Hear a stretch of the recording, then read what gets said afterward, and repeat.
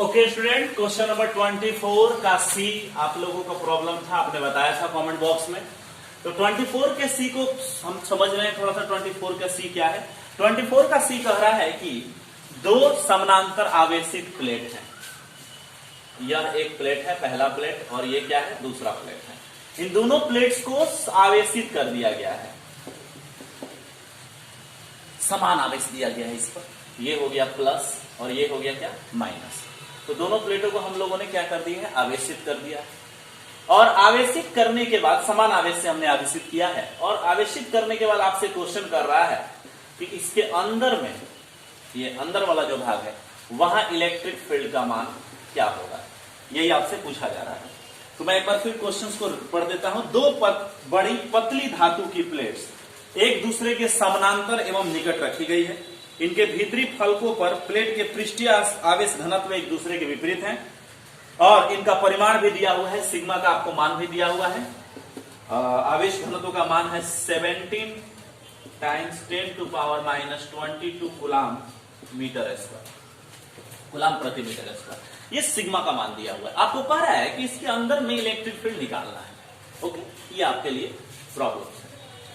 तो चलिए इस प्रॉब्लम को कैसे सॉल्व करेंगे। सिग्मा का मान दिया हुआ है और बाकी कुछ भी आपको नहीं दिया हुआ है। ऐसा नहीं कि इसका एरिया दिया हुआ है वगैरह से, अगर कुछ नहीं दिया हुआ है। तो गौर करते हैं, ये आपकी पॉजिटिव प्लेट है और ये आपकी क्या है? निगेटिव प्लेट है। ध्यान दीजिएगा, क्वेश्चन के शुरू में ही कहा है पतली प्लेट्स। तो पतली, जब भी पतला या पतली बोल दिया तो इसका मतलब है कि उसको सीट की तरह मानना है। कैसा मानना है? सीट की तरह। क्योंकि पतला का मतलब क्या? वो अत्यंत पतला हो गया, मतलब उसके एक लेयर ही होंगे, एक मोलेकुलर लेयर होंगे। मतलब अगर आप जो चार्ज देंगे वो उसके दोनों सरफेस पर डिस्ट्रीब्यूट हो जाएंगे। जैसे आप यहां कोई चार्ज दिए माइनस, तो ये दोनों साइड के लिए काम करेगा। यहां प्लस दिया तो दोनों साइड के लिए काम करेगा। तो जैसे ही किसी क्वेश्चन में या प्रश्न में कहता है पतला, तो पतला का मतलब समझ जाना है कि वो सीट की तरह है। तो इसका मतलब है कि यहां पर दो सीट हैं, सीट 1 और सीट 2। ओके, और इन दो सीट्स को मिलाकर एक दूसरे के नजदीक रखकर पैरेलल एक सिस्टम बनाया गया है। और इस सिस्टम के अंदर, मतलब इस प्लेटों के अंदर के भाग में आपको इलेक्ट्रिक फील्ड निकालना है, इसके अंदर वाले भाग में। तो अब आपको क्या करना पड़ेगा? तो कुछ नहीं करना है बाबू। ये जो एप्लीकेशन है, ये आपको गॉस के नियम के एप्लीकेशन का एप्लीकेशन है। गॉस का नियम क्या कहता है? अगर आपके पास अत्यंत पतला सीट है तो उसका इलेक्ट्रिक फील्ड होगा सिग्मा बाई 2 एप्सिलॉन नॉट। और यदि वो पॉजिटिव चार्ज है तो प्लेट के बाहर, और नेगेटिव चार्ज है तो प्लेट के क्या होगा? अंदर होगा। तो देखो यहां पर क्या है, अगर आप इस पॉजिटिव प्लेट्स के लिए ले रहे हैं तो फील्ड लाइंस जो है वो इस प्लेट से बाहर निकलेगी और प्लेट के परपेंडिकुलर होगी। उसका मान कितना होगा? सिग्मा बटा 2 एप्सिलॉन नॉट। अगर हम इस डायरेक्शन को x ले रहे हैं और इस डायरेक्शन में यूनिट वेक्टर आई कैप ले रहे हैं, तो इस पॉजिटिव प्लेट के कारण यहां जो फील्ड होगा, जो इस प्लेट्स के अंदर, ये वाले भाग के अंदर, यहां पर अंदर वाले भाग में, वो कितना होगा? सिग्मा बाई 2 एप्सिलॉन नॉट, क्योंकि सीट के लिए सिग्मा बाई 2 एप्सिलॉन नॉट होता है। और डायरेक्शन किधर होगा? आई डायरेक्शन में, मतलब एक्स डायरेक्शन में, हॉरिजॉन्टली पॉजिटिव डायरेक्शन में। गुड। अब देखिए, यदि आप निगेटिव चार्ज ले रहे हो, कौन सा चार्ज आपने लिया? निगेटिव। अगर ये प्लेट जो है, चूंकि इस पर पॉजिटिव है तो इस पर क्या है? निगेटिव है। तो आप जानते हो कि निगेटिव चार्ज के लिए फील्ड लाइन इन्फिनाइट से आगे चार्ज पर क्या हो जाते हैं? कन्वर्ज हो जाते हैं, खत्म हो जाते हैं, कन्वर्ज हो जाते हैं, इसको आप कह सकते हैं। तो यहां पर देखिए, तो अगर आप बाहर के लिए फील्ड लेंगे तो बाहर से इधर आकर समा जाएगा प्लेट में, और इसके ये साइड भी लेंगे तो ये इन्फिनाइट से ऐसा व्यवहार करेगा, निकलकर कहां जा रहा है? प्लेट के अंदर जा रहा है।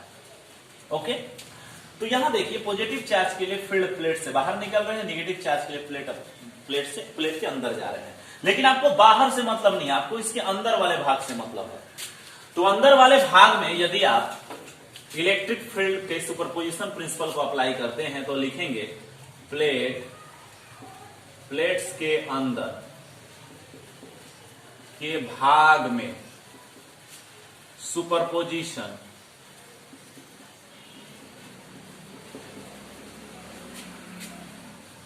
प्रिंसिपल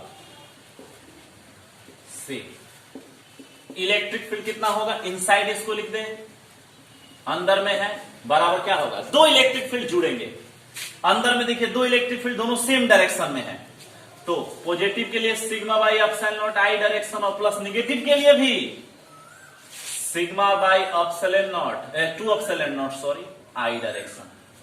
तो कितना हो जाएगा, 2 epsilon not sigma plus sigma, direction I होगा, इसलिए ई इनसाइड हो जाएगा विद्यार्थी 2 sigma by 2 epsilon nought i direction. तो ई इनसाइड हो जाएगा sigma by epsilon nought i direction. और आई डायरेक्शन का मतलब क्या है, from positive to negative plate, from positive to negative plate. Direction क्या हो जाएगा, पॉजिटिव से निगेटिव, फ्रॉम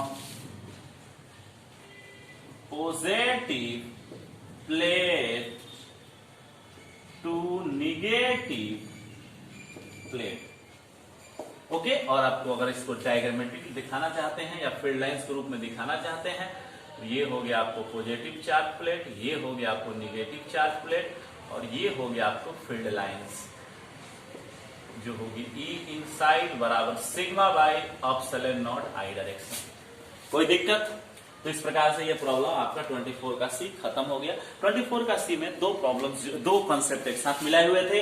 पहला कि गॉस के नियम का एप्लीकेशन, इन्फिनाइट सीट का इलेक्ट्रिक फील्ड, और दूसरा कूलाम के नियम के लिए जो सुपरपोजिशन प्रिंसिपल होता है वो, दोनों को क्या किया गया था, मिक्स किया गया था। मतलब इसका कॉन्सेप्ट क्या है, Gauss law plus superposition principle.